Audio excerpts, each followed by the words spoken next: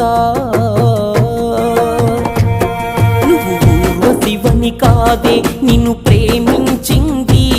నువ్వు దేవతవని కాదే నిన్ను పూజించింది